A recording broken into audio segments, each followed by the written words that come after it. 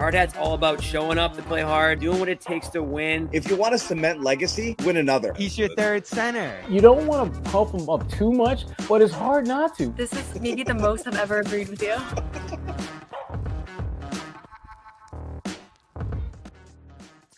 What's up, everyone? This is Noah Dalzell, and I'm here with a special guest, Jack Simone, who is going to be filling in tonight. Bobby Manning will be joining hopefully shortly from the airport.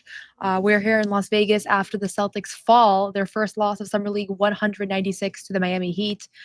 Personally devastating because I was really looking forward to covering the Celtics Summer League playoff run championship. And I think that's pretty much out of the running now because they've lost a game, and I think only 4 teams actually make it to that point. So, Jack, welcome to the show. What are your initial takes from this game? I love being called a special guest, first of all. So thank you for that amazing intro.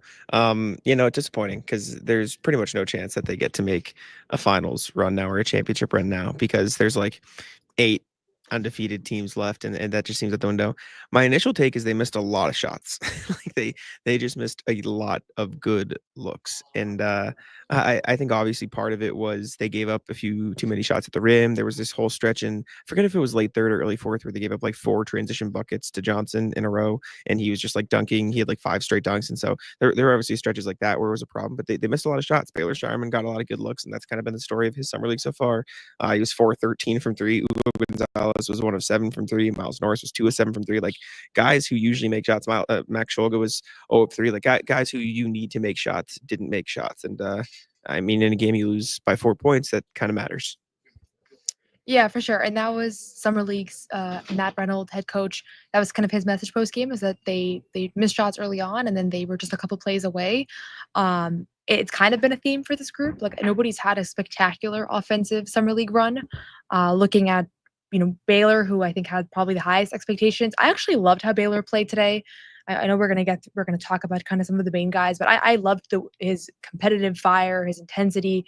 You could tell how badly he wanted this one, which is obviously, I think it's a great quality for a Summer League game. And he was telling people what to do, and he was leading, and I was sitting right in front of the Celtics bench. But he struggled. He has not found any offensive rhythm through 3 games here, 7 of 19 tonight. For Ugo, he was so down on himself. And I know, Jack, you asked him about kind of what that was all about, but he's been down on himself both games. Even the first game that I thought he played pretty well, he was kind of hyper-focused on the missed free throws. Today, I think just across the board, he did not look great. Like he just struggled, turnovers, kind of looked a little bit overwhelmed. I don't know, but he was frustrated the entire game talking to himself. But through 2 games here, Jack, what are you thinking about Ugo and just kind of like where he's at in some early impressions here? Ugo's a perfectionist. Like it's yeah. He could shoot 8 of 8 from the field, 5 of 5 from 3, 8 rebounds, 10 assists, but have 1 turnover in the last 30 seconds of the game in a game they lost by 1, and he wouldn't care about anything else. Like it's just he needs to be perfect, or else he's not going to meet his standards, and that's a good and a bad thing, right? It's a good thing because I mean, like you said, I asked him about it, and he said because in 30 years from now, I want to look back on my career and do everything and say I have done everything possible to be the best I can be and win championships. But at the same time, like when you're down on yourself after every single play, every single mistake, it leads to more mistakes. And we saw that. How many turnovers do you have today? He finished the game with, looking right here, 6 turnovers, and every turnover and 7 fouls. Exactly. Like every mistake he made bled into the next one because he was down on himself. He was frustrated. He was like cursing in Spanish, I assume was what he was saying in Spanish. I couldn't hear, like, I don't know, but like he was just so angry at himself after every mistake. And you can't really do that when you're a professional athlete. And in the long run, it's probably going to be a positive because it means he's going to, work his ass off to be better. But for the time being, you kind of just got to go to the next play. And I think a guy like Baylor has done a really good job at that. A guy like Jordan has gotten a lot better at that, and it'll come with growth. He's 19 years old, but for right now, he's really just got to learn to move on to the next play. Yeah, and I feel the same way. Like there's something about it that you like because he cares so much. And I asked him, like, is it a pressure thing? And I don't think he feels pressure on himself. Like I don't think he's nervous about Summer League and trying to show out. Like I think this is just kind of how he is. At the same time, like you could definitely see that he was kind of forcing the issue. And there's so many guys on the Celtics that are like that. Like Jordan Walsh is like that. And we'll talk about him and his ejection and all the things that came with it. Sam Hauser is like that. Like Sam Hauser will be 0 for 2 when he's like already cursing at himself. So it's like there is something with like that type of player that it's just, if you can get out of your own head, I do think it really benefits you. And that's what I liked about how Baylor played. Like there's still things as far as his production goes that leaves a lot to be desired. And I'm sure he's going to find a rhythm. Like I have confidence in his shot, but I thought he was the only one kind of those guys that was missing shots, and his body language didn't change, and his effort level didn't change. And probably a lot of that is just like his age. Like he is 4 years older than Ugo. He's 3 years older than Jordan. So there's that too, of just like that maturity level that you get to. But I know we're going to go deeper on some of these guys, but I do think we should just talk about Jordan off the bat, because first of all, he had a great, very entertaining post-game press conference, but also he was in the midst of a really good game and was actually their best player, I thought, in the second quarter. And then he picks up 2 technical fouls in like a 10-second span, is ejected, and then it was right in front of Brad Stevens and the front office. Bill Chisholm was there, so it was a lot of commotion. But he talked to us post game and shared a little bit more about that. I don't know. We can play the. Do we have the audio? We don't have the audio. We can play it. Okay. But Jack, what did you think about that whole situation with Jordan and the text and kind of how he went about it? I mean, it felt like he was just really enjoying being annoying. Like it sounded like he was just really enjoying being a pest, and he was picking up like full court, and he was going after I forget the guy's name. Who was the guy who was like being really annoying to Jordan, the first tech? I forget. Stevenson. He was It was being really Stevenson, and then annoying. it was Pierre. Yeah, Pele Larson. Pele Larson. He's being really annoying against Stevenson, and I think he was like having fun, like going back and forth with him, pushing him, and then he was having a lot of fun going back and forth with Larson. And then I think he just like got so caught up in that intensity, that like being a pest mindset, that he said it after the game. He goes, I kind of forgot I got the first tech. Like he forgot that he was on pace to maybe get ejected from the game. So I mean, obviously he said it after the game too. Like you got to be smarter than that. You can't do that, especially in front of Brad Stevens, who didn't look like super thrilled that it was happening. But I mean, you asked about it after the game too. It sounded like Brad might not have been thrilled, but Joe Mazzulla was a fan of what went down. So what's funny is, so we're here at Summer League. There's so many Celtics personnel like here, just kind of set the scene for people at home. Brad Stevens was sitting courtside with Mike Zarin, with Bill Chisholm, Steve Pagliuca also was sitting kind of in that area. Allison Feaster, who has a lot of the player development efforts. So like a lot of the front office people are here. And then Joe Mazzulla is sitting like high up in the bleachers, I think with his family and like some people I didn't recognize, but he's there, but he's not sitting courtside. So like that whole tussle that happened, he was not in the thick of that. But after the game, I did see him like walk over to Jordan, and he looked like his eyes were gleaming. Like he was so excited, but I didn't know if I misread it. So I asked Jordan about it. We can play that sound of just his post-game presser. I mean, dumb decision. Low-key kind of forgot I got the first tech. And I also remember that don't nobody really hit nobody in the NBA. So, like, I really didn't have no reason to attack him. But I thought that it was dumb. Like, at the end of the day, I feel like that was like a rookie mistake. It was immature of me to do, and I thought can't let it happen again. So from an emotion standpoint, was there no spillover related to the first tech to shove with Stevenson? Is that totally independent and unrelated, even from an emotional side of things? No, I think there was some carryover, but I don't think it was enough to fully like make me do that. I think that it was also something else. I don't know what I was mad at, but I was mad at something. Jordan, you kind of scored. Like you probably didn't realize you were going to get ejected because it was a second tech. But after, you kind of like you liked it. Like you were like, yeah, bring it on. Like what? Are you kind of? Do you feel like you're getting picked on, or are you just kind of like, hey, I got to show. People may think I'm too nice a guy. Like I need to show. Like I'm an MF out there. I mean, for one, I don't ever want to get pushed around. Like I feel like this whole summer league, I was getting hit, and like people was doing all type of stuff to me, and they was letting it go. So I was kind of like letting it slide. But at the same time, like I should have known better than to take it to that next level. I feel like I knew better than that. But for sure, I don't want to be no pushover. I don't want to just let somebody roll over me, for sure. Have you ever been ejected in the game before? Oh yeah, for sure. The one other time. Remember that? When was that? It was actually in Maine.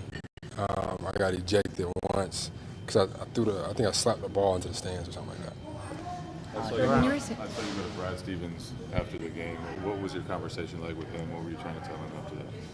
Oh, for one, I wanted to make sure everybody was over there was like okay, because I kind of like caused that. But then I also wanted to like apologize to him just because, you know, that's not really me. Like I'm more of a professional than that, more mature than that. So I just wanted to make sure that he knew that and that, you know, this wasn't going to be a continuous thing. I know Joe's always talking about fighting and all that. I saw him come over to you after the game. Is there something about it that he liked to seeing that passion out of you, or is it like it kind of went into the negative side? Yeah, he told me he loved it. Yeah, as soon as I got ejected and I got to the locker room, I checked my phone. He was texting me. He was like, "I love this out of you." And so, take that for what it is. But Joe was hyped for sure. Is that the general feedback? They like you showing that side of yourself, even though you don't obviously want to get ejected? I mean, he liked it. I mean, I just didn't want to get pushed around anymore. I mean, that was me. But Joe liked it. I don't know if Brad liked it, but we'll see. We'll see what happens. Jordan, you were picking him up like all the way down the floor. Do you like being like an irritant on defense? Like, do you enjoy doing that? And I saw the scream after the play too. I don't think you knew you were going to get attacked, but like, do you like enjoy playing like that? For sure. I feel like I'm trying to get under people's skin. Like I'm trying to get them confused. You know, throw them off their rhythm. Ended up happening to me, but like I want to disrupt everybody. You know, so I want to take you out your rhythm. I want to take you out your plays, your sets. I want to speed you up. But yeah, that was the original goal, though, for sure. How different does this feel? You know, I know you guys are trying some new things, cutting, playing a little bit faster. You've obviously been here a couple years. Like, how do some of the new things you're trying feel? I mean, I like it. It's a different brand of basketball than what I'm used to. I feel like usually with the Celtics, whenever we're in a pin, just like give JT the ball, let him cook, or get him a ball screen, let him cook. Here, it's kind of like we're running ball screens, we're getting everybody activated. We're trying to even emphasize more, you know, getting the corners activated, because I feel like once you're in the corner on our team, you're kind of just stuck there. And so we're trying to find ways to get them into the offense, get them into the defense as well. Jordan, how is been your experience with Hugo Gonzalez as a teammate on and off the court so far with Hugo Gonzalez? I mean, he's a good dude. I haven't talked to him much. He doesn't talk much, I don't think. But That's such a Jordan most comment. of the time that we've interacted has been on the court.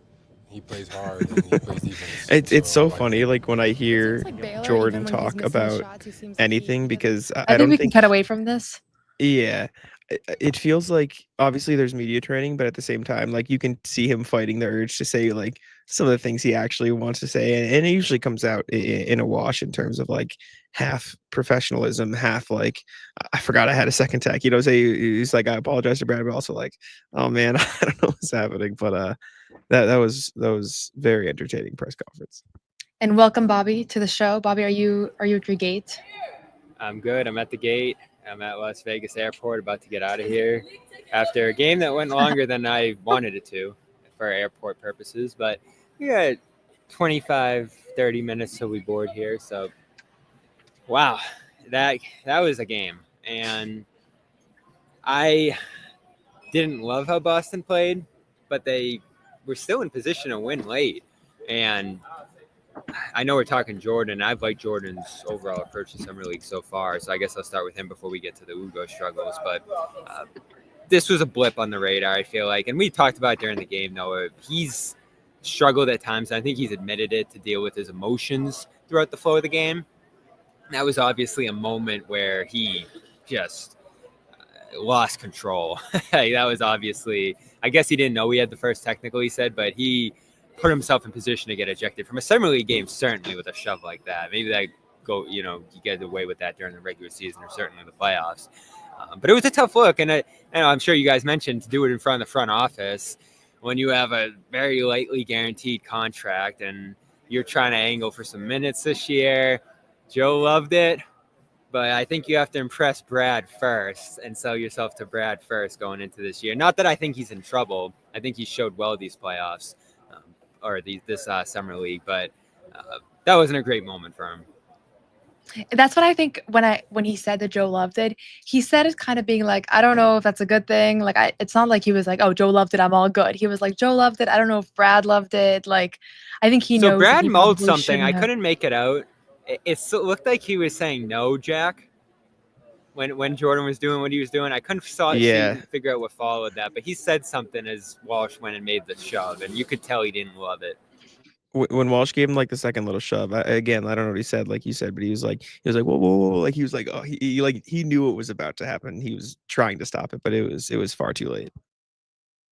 And I like what I've seen out of Jordan so far in these 3 games. Like, he was having a good game. He has been finishing much better around the basket. He looks much more in control. Like, it really is night and day from last year's Summer League, which is why it's good to not read too much into these things, because while I do think he's improved, a lot of it is just like a mindset shift.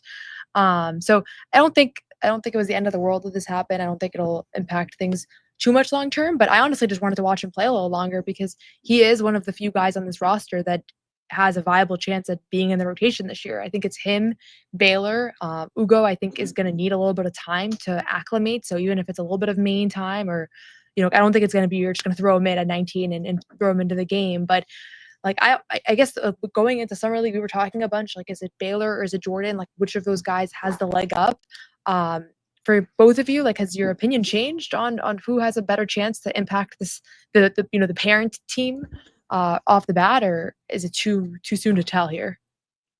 Yeah, I don't think I've seen enough from Ugo. We've only seen 2 games, and you saw a decent game and you saw a struggle-filled game here. This was messy from him, and I don't know if it was a rhythm thing or the fatigue we've talked about or just making the reads inside. I know he said in his post-game presser that they were getting handsier in the lane than he saw in Europe. So there's obviously a big acclimation process going on here for him. This was messy. He looked out of control for much of this game, and this is the stuff, along with shooting concerns that he brings, coming over, that will make him a difficult fit immediately, especially with the system that the Celtics are going to run. And you heard Jordan talk about the changes they're making a little bit there too. I think those will benefit him potentially. I think it'll benefit Ugo as he figures things out overall. But Walsh is undoubtedly, just from being here 2 to 3 years, in a higher position, having even played NBA games and some real NBA stints at this point, to get in the games at least initially to start this year. And I like how his shot's looking.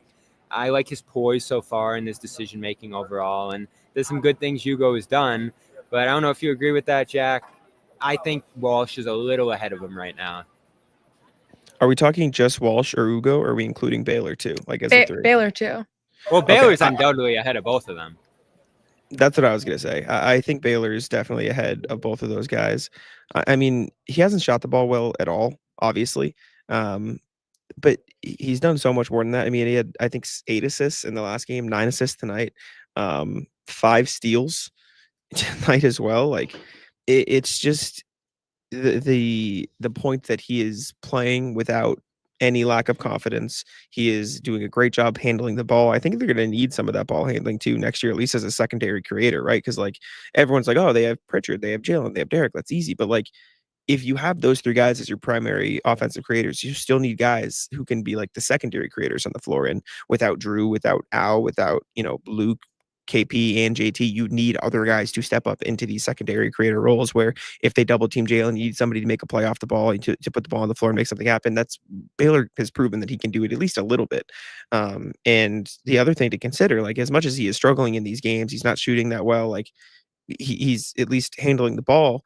He's not going to see the same defensive pressure in the NBA. He is going to have the benefit of Jalen Brown's going to be guarded by the best guy. Derek White's going to be guarded by the best guy. Pritchard's going to be guarded by the best guy. Like he is going to have the advantage of not having to go up against the teeth of the defense every time. And I think the shots will eventually start falling. I think he's a very streaky shooter. I tweeted this today. I think the whole Hauser Baylor comparison thing is a little bit silly because I think they're completely different players. Like I think they should coexist, and 2, you don't need the same thing. But I wonder if you see this too, Jack.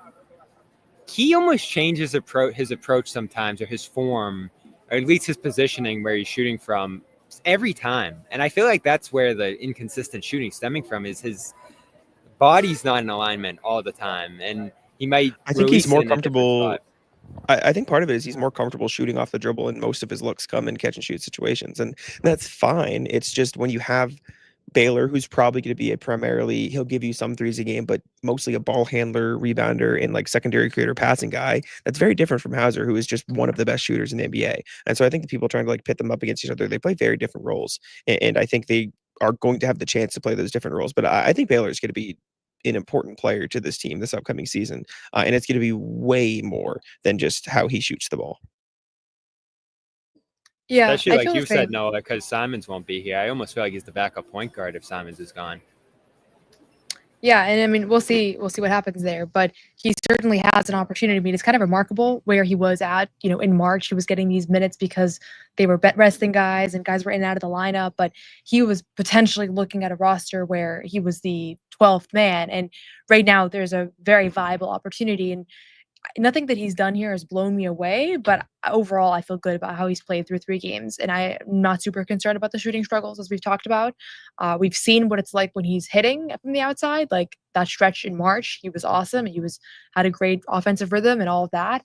But he does do the other things, and like I asked a bunch of people about post game, but it's very obvious that he's able to not let it affect the other things, which is human nature. Like the best players in the world let missing shots affect their defense and affect their other, doing the little things. And he's going to have moments where he does. That's just natural. But I actually, that was like one of my biggest takeaways from this game, is how much he was able to stay in it. And he was leading the guys in the sideline, and all these things, unfortunately, still resulted in a loss, and therefore taking the team out of the title contention. Bobby, I know we probably only have you for a few more minutes, but we talked a little bit about Ugo and his struggles in this one and just how hard he was on himself afterwards. Anybody else or any other kind of like key things you wanted to discuss before we lose you? Yeah, I think Shireman has shown well. We can keep rolling with him a little bit here, and I do have confidence in him. I've become a little torn because I think the reasons he fell to 30 started to show themselves over the last couple of years here. Obviously, he needed a little more development than I certainly expected going into last year. And I think physically he's looking great. I think he has definitely shredded himself a little bit. He looks stronger. He looks thinner. His overall build just looks more solid than when he came into the league. So I like that. I don't love the shot selection. We've heard Brad Stevens say a couple times in different settings that you don't want to force it here. You don't want to try to be something you're not. I feel like that's mostly been directed at him. I know that was Walsh's theme coming into this as well. But I think that's been the story of his summer league so far, is trying to play in control and do things, like Jack said, that are going to be his job when he goes to Boston. And he will be a big part of this team this year, I feel like. He'll probably have to play a couple different roles offensively. I've loved the defense. The defense has been excellent, and he started both of these games with a string of steals by being aggressive and timely with his hands. He has good length. He has, as we've talked, an improved physicality, and I think he's a guy that eventually can guard up and defend some bigger guys and use his strength and length to maybe move to the 4 defensively. And obviously, I think offensively, his skill set's like that of a guard. So this is still a guy I'm super high on. Obviously, I think he's the leader among these wings, as Jack mentioned. And it's just a matter of, is the physicality going to translate, his athleticism? The defense is a big one. If he's become a better defender, I think that is going to allow him to have a consistent job here. And the shooting, we know he can shoot, right? It's just about the selection and where he does it. And I think that's the trouble for him so far through this summer league, though. You were saying during the game, though, you thought he just missed some tough looks.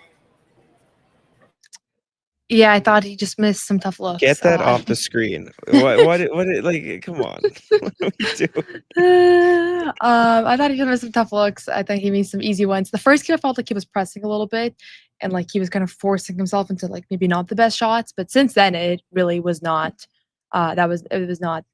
I don't think it was a shot selection issue as much as just hitting shots. We're gonna hear a quick message from our friends over at Prize Picks. And then I want to talk about the other guys as well. We didn't see Amari Williams. We did see Max Shulga all of these games. That Miles Norris had a nice showing, so we can chat about some of those other Summer League guys too.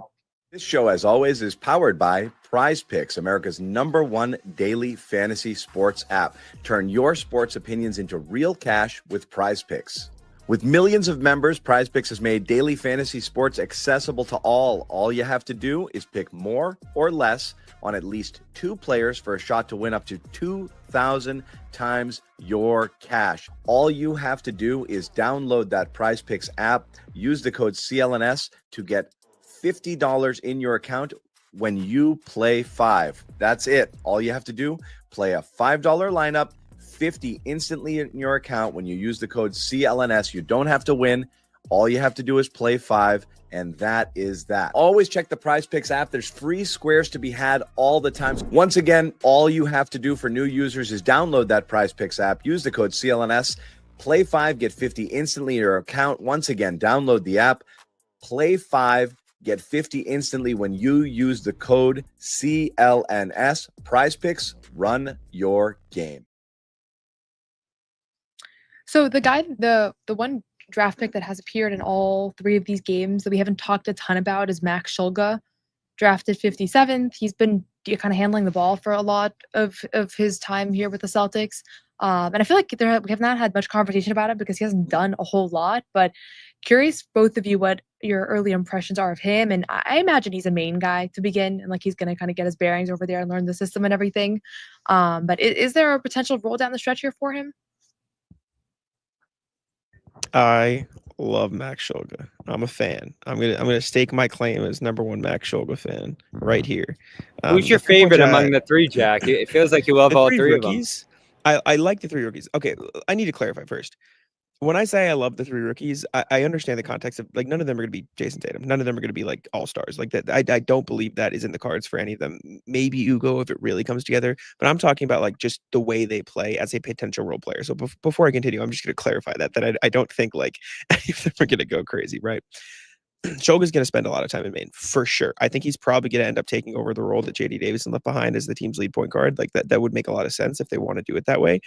The reason I'm such a big fan of Shulga is the way he plays and the way he sees the floor and the way he acts on the floor. Like it is stone face. Like I think I like players who are in the opposite directions, right? Like I like Walsh because he is extremely intense, all the motions at all time, and I think that works for him, and I think that's fun. For Shulga, just stone faced at all times. He's been a great playmaker for them. He's hit some nice floaters in the lane. He's doing a great job of finding Charles Bassey, of finding the bigs on rolls. Like I think that's fun. And I mean, the first few plays of the Knicks game is he airballs a floater, disaster start, but then immediately steals the ball. Doesn't care that he just airballed a floater. Steals the ball, passes it back out, spaces the floor again, hits a 3, and then picks up full court. Like again, I'm not saying Shulga is going to be amazing. I'm not saying he's going to be an all-star. I'm not even going to say he's going to be in the rotation next year. He's not going to play with the Celtics next year for sure. But as a foundation, I like where he is starting as a foundation.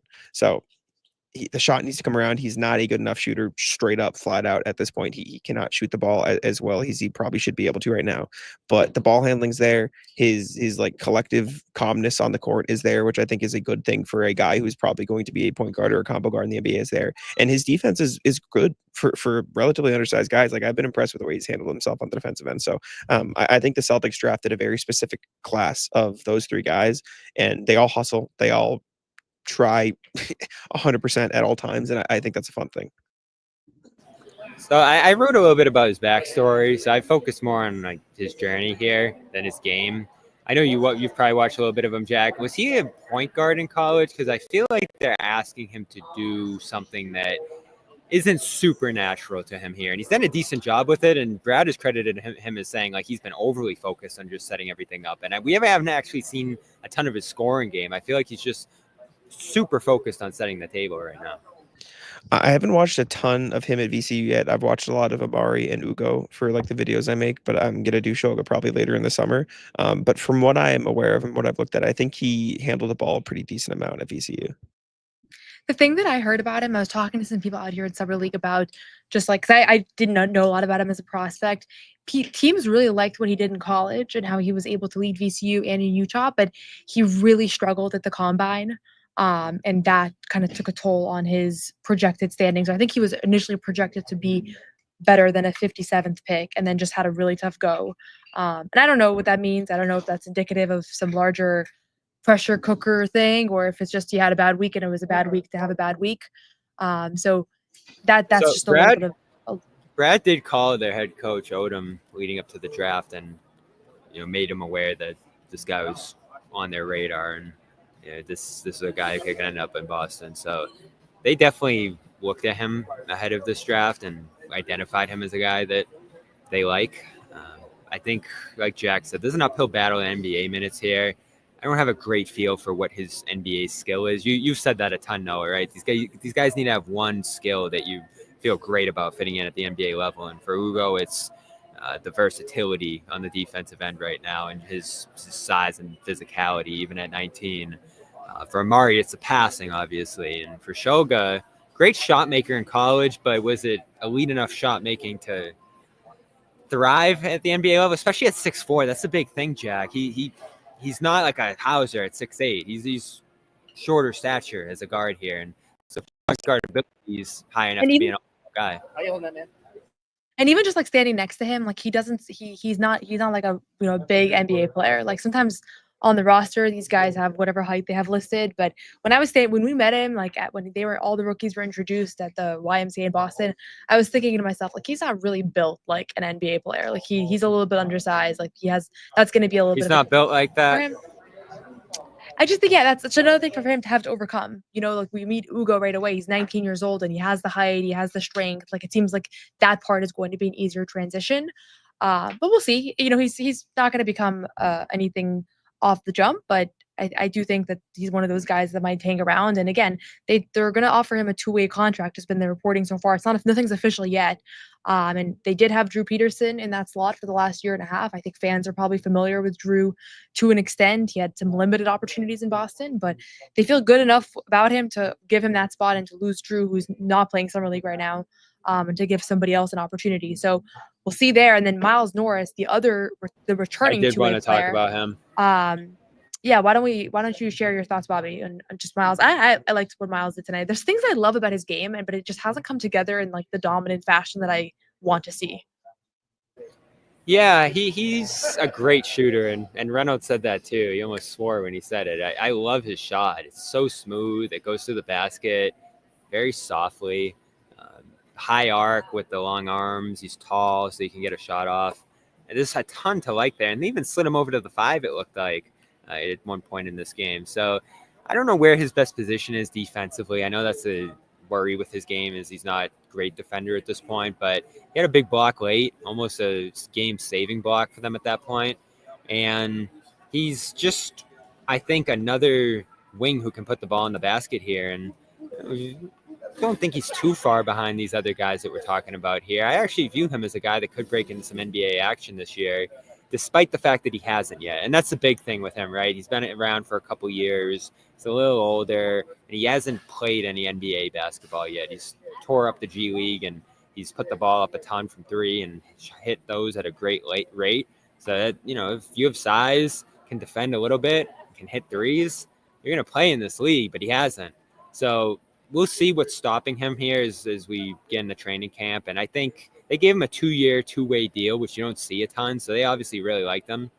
And I think he's probably in a good position to stay in that spot, even as we debate like Drew Peterson and maybe some other guys that they might look at through Summer League here. But I feel like there's a good chance it's going to be Norris, Amari, and Shoga, at least to start the year. And he's a guy I really like. And, I think he's got a good attitude and great size certainly here. So I'm high on him going into the year. Again, I don't know why he hasn't played NBA minutes yet, but I love his skill set. I really do. I think he brings a lot to the table.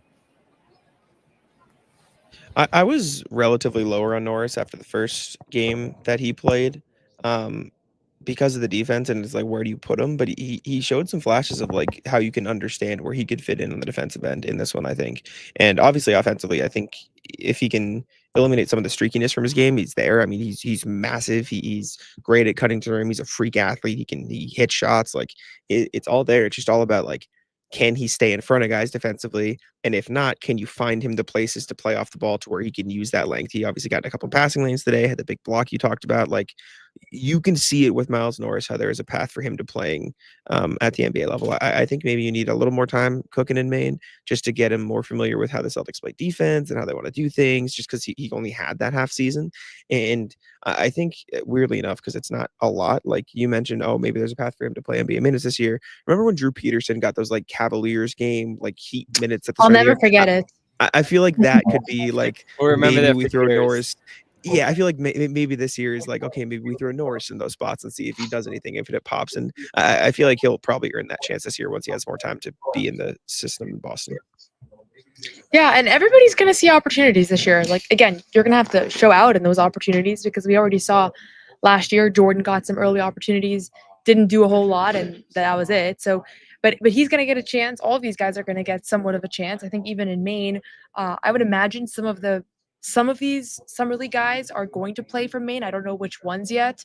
I don't know if anybody else has really stuck out for you guys. Kenny Lofton, there's things that he does that I like. I don't really see him fitting in Boston. I haven't gotten the sense that he's here to ultimately play for the Celtics. Maybe I'm wrong.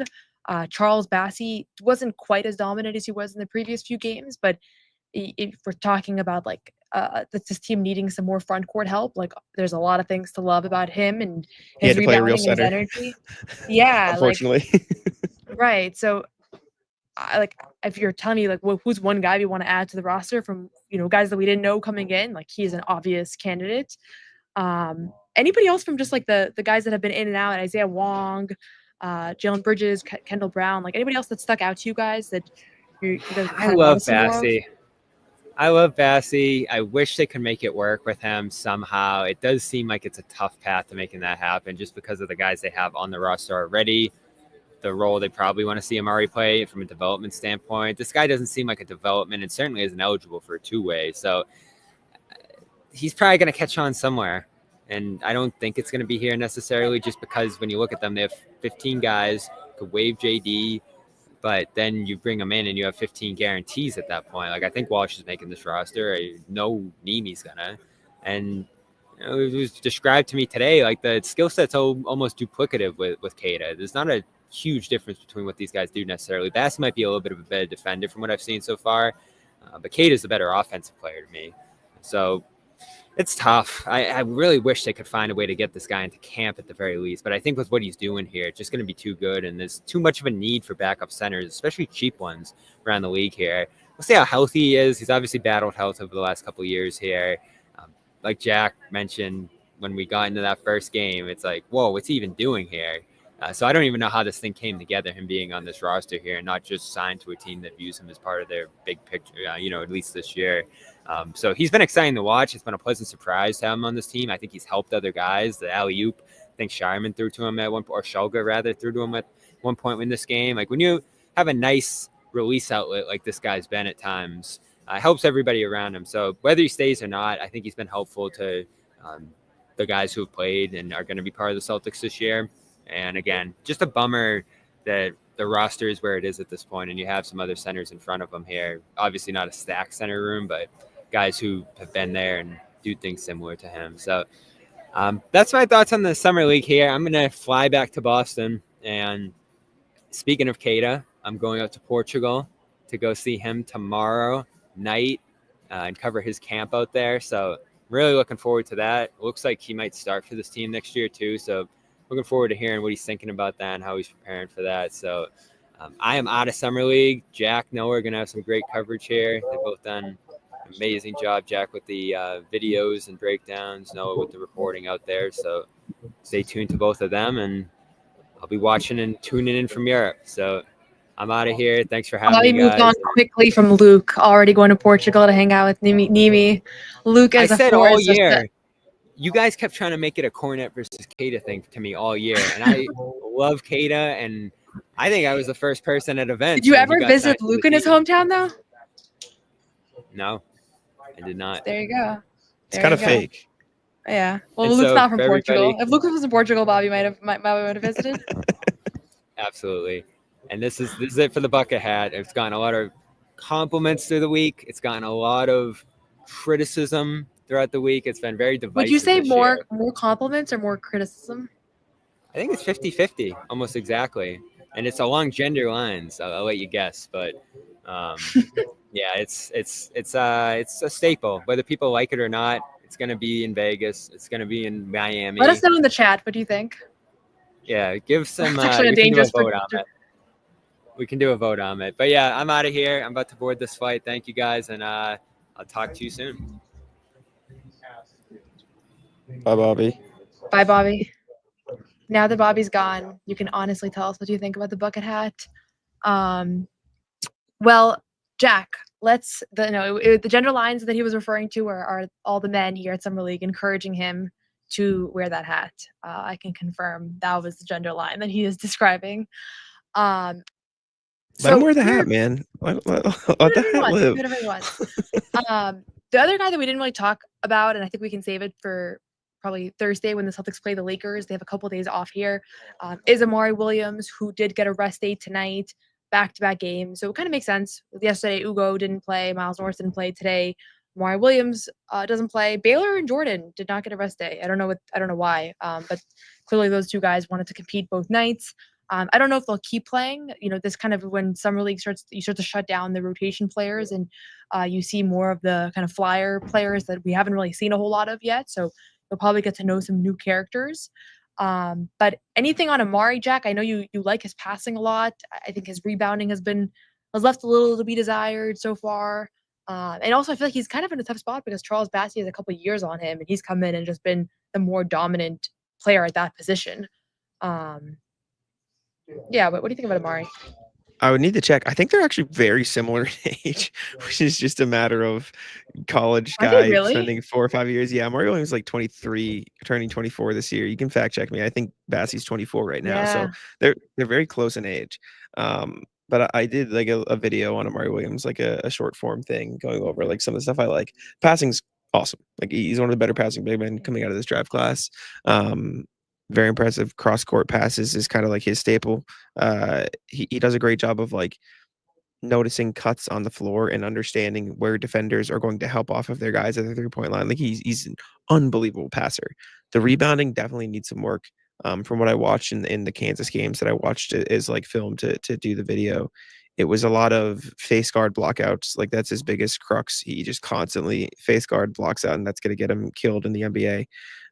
He gets bullied a little bit too much sometimes by like the really, really strong guys. He does a good job adjusting and like fronting them when he has to, like after learning, but he that can be a tendency. So I think rebounding could be something that he needs to improve on in struggle. And then the touch around the rim needs to improve a little bit, but crazy athlete, freakish wingspan. Like he's a very smart player and he learns very quickly. And so I think he has a chance to maybe develop into something. It's going to need some work in man. It's going to need some work. And you notice in the practices so far, it's kind of like broken up into bigs, wings, forwards, guards, and stuff. And Amari Williams is always working alone. Like he's not working with the other bigs. He's working on his own with, I think, Ross McMahon's and a couple other coaches, like on very specific things they want to iron out in his games, while Lofton and Ben Gregg and Bassey are like taking a couple jumpers here and there, rolling to the rim. Amari Williams is working on his like touch around the rim. He's working on his, rolling and dunking and his finishing. Like he's working on very specific things they know they want to improve, or him to improve on. So I really like the raw skill set.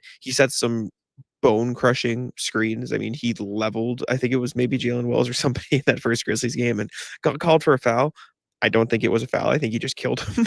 But you can see the outline of him being like a very like intriguing player for the Celtics team, and I like him a lot. I think he's going to be fun to watch develop.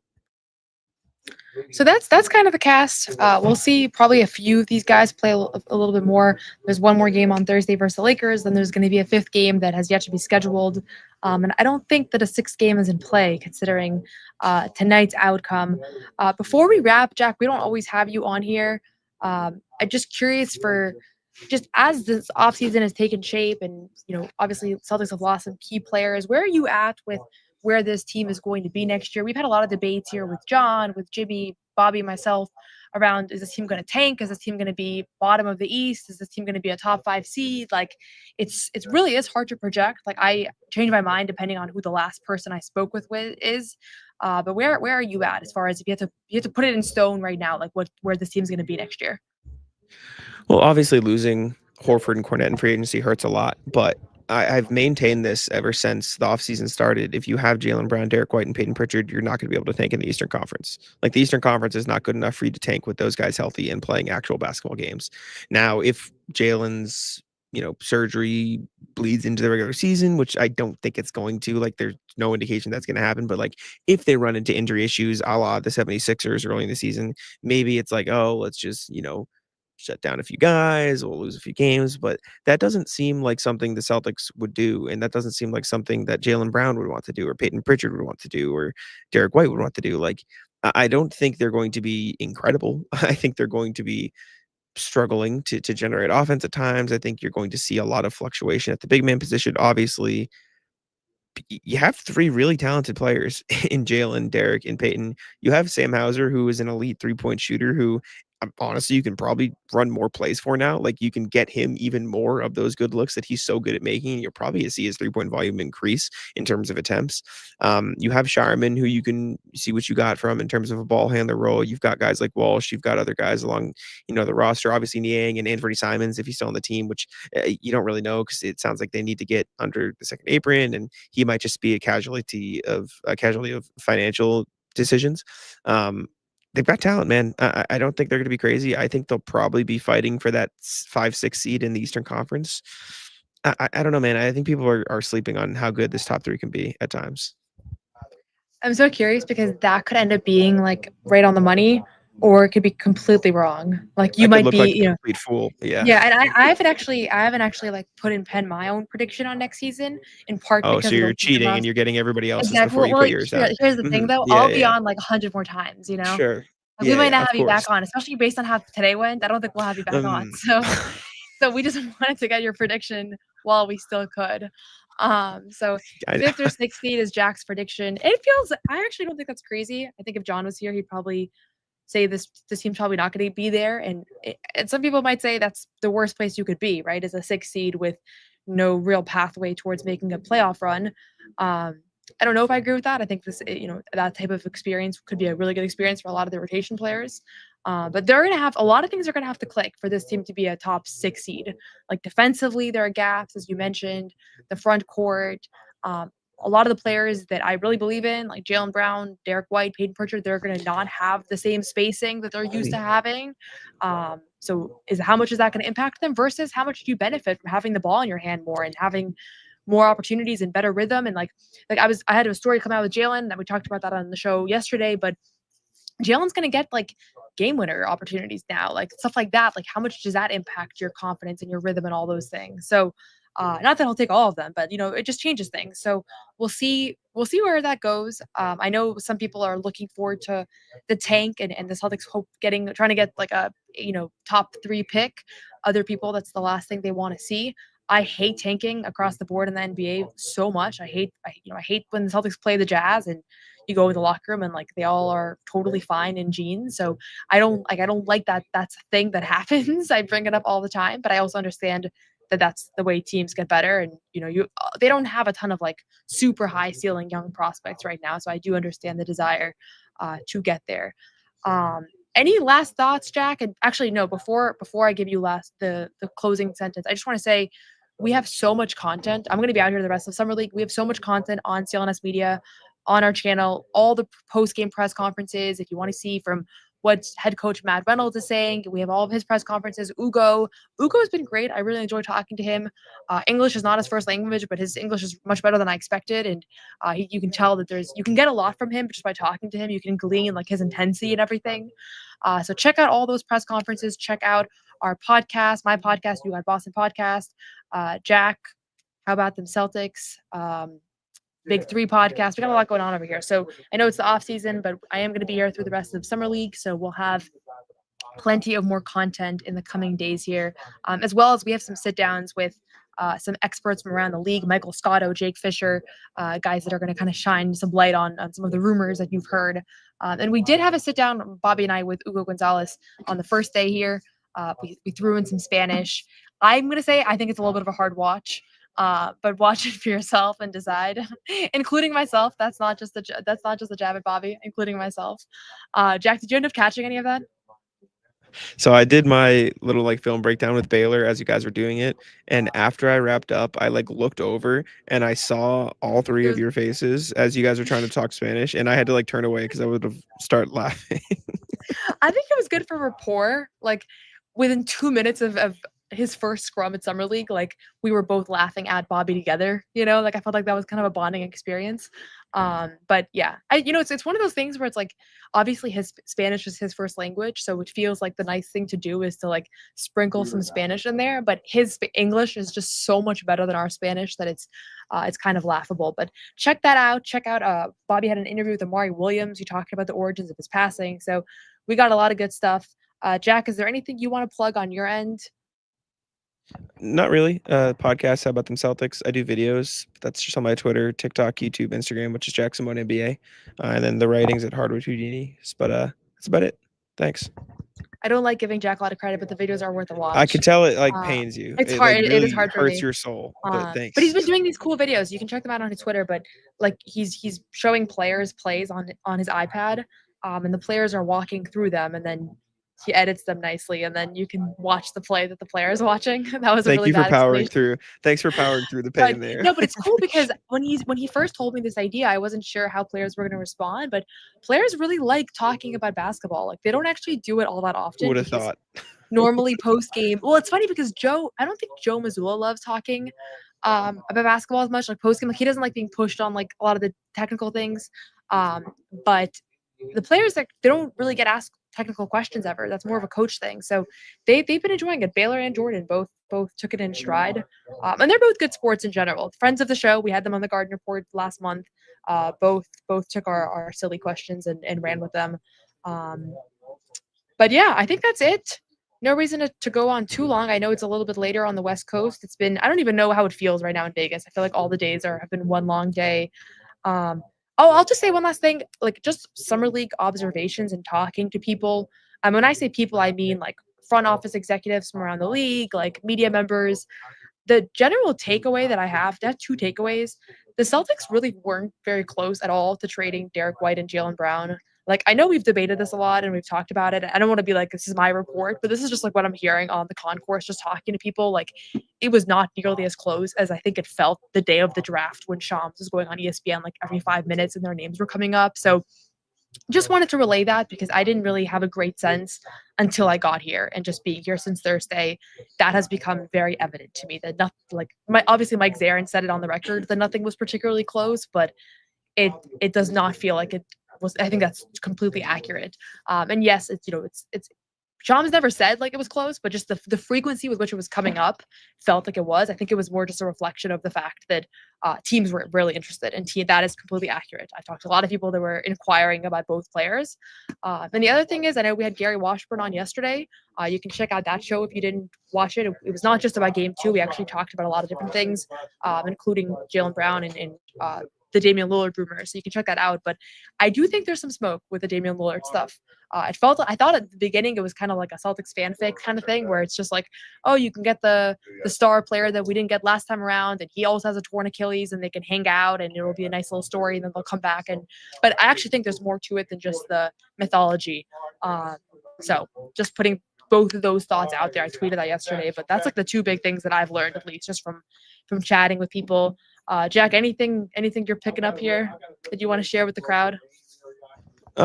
Nothing crazy. I mean, I've just had fun at Summer League talking to various media members, agents, and stuff like that. But it's way too hot. But I'm gonna be here far too long to keep complaining about that. So I'll let it live. It is hot, and yes, it is. It was the same report, but just slightly reworded, which is kind of a weird thing. Like, you can still be accurate, but if you say it 100 times, like, are you implying something? Like, I don't know. There's a gray area with reporting and like how you convey things to the world, and I'm still figuring out how to navigate it all as well. But yeah, okay, that is all for us today. Thank you, Jack, for joining. Let us know if you want to see Jack back on the show. I don't know why when I'm the host, I feel like I want to direct the commenters to do things. I don't know why I have this instinct. You did a power trip. The power is getting to my head. Yeah. So thank you, Jack, for joining. Thank you to Bobby, who is probably on his flight right now. You can follow along. I'm sure Bobby will have lots of updates from Portugal. Thank you to Amit I thought you said thinking of Bobby. I was like, is he in trouble? thinking of Bobby. Thank you to Bobby. I don't know if I thanked him while he was still with us, because I don't know if I could thank him while he was still on the show. You see this? Noah hates Jack. It's true. I get bullied constantly. Please help me. Yeah.